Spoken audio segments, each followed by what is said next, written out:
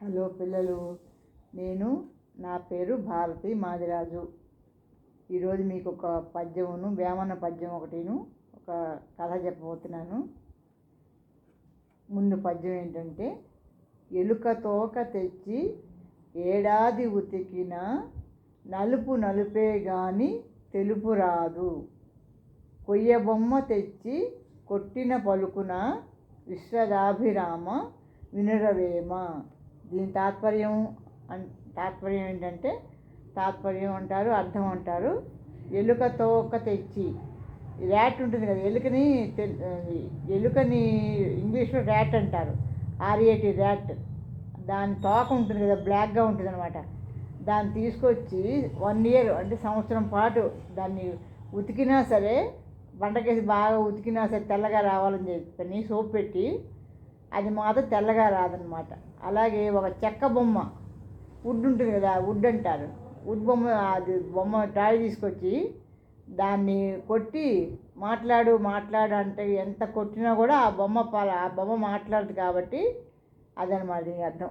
విశ్వదాభిరామ వినురవేమ. అది తర్వాత ఇంకోటి కూడా ఉంది. మనిషికి సహజ గుణములు ఉన్నది, మంచి గుణాలు ఉన్నాయనుకోండి మనిషికి, అది మార్చలేం.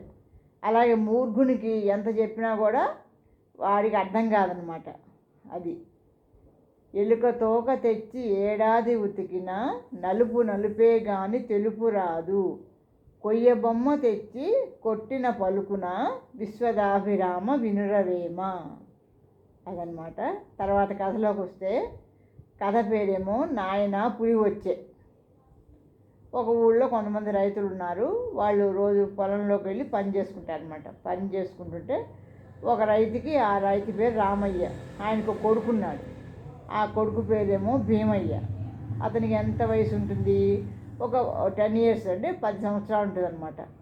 సరే, రైతులందరూ రోజు పొలానికి వెళ్తే వీళ్ళకేమో కొన్ని మేకలు ఉన్నాయన్నమాట. ఈ రామయ్య రైతుకి కొన్ని మేకలు ఉన్నాయి.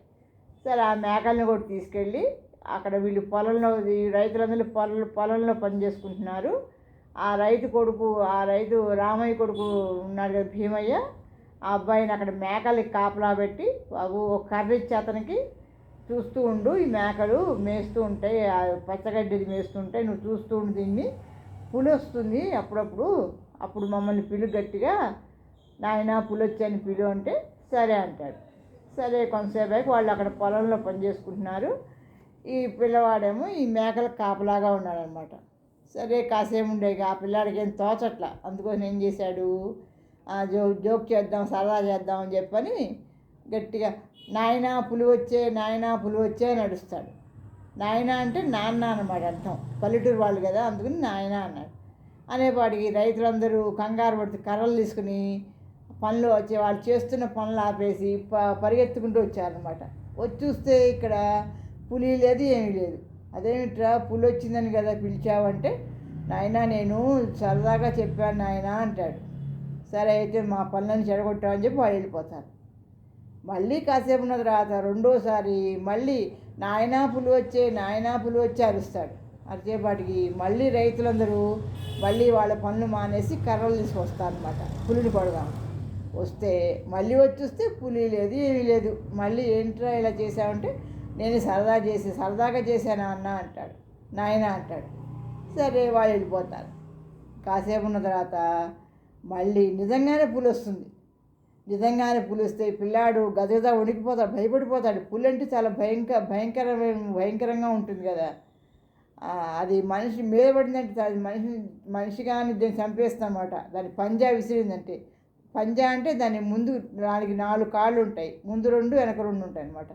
ముందు కాళ్ళు, కుడి కాళ్ళతో కనుక ఇట్లా కొట్టిందనుకో, ఇంకా వాళ్ళు అన్నమాట పడిపోతారు.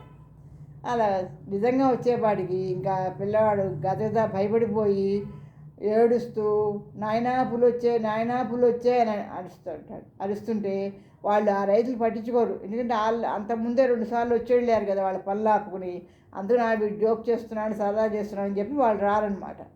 సరే, పులి వచ్చింది, ఒక మేకని తీసుకుని నోట కరుచుకుని వెళ్ళిపోతే తర్వాత ఆ రైతు వచ్చి ఏంటి నాన్న అంటే, సంగతి నాన్న అని చెప్తాడు.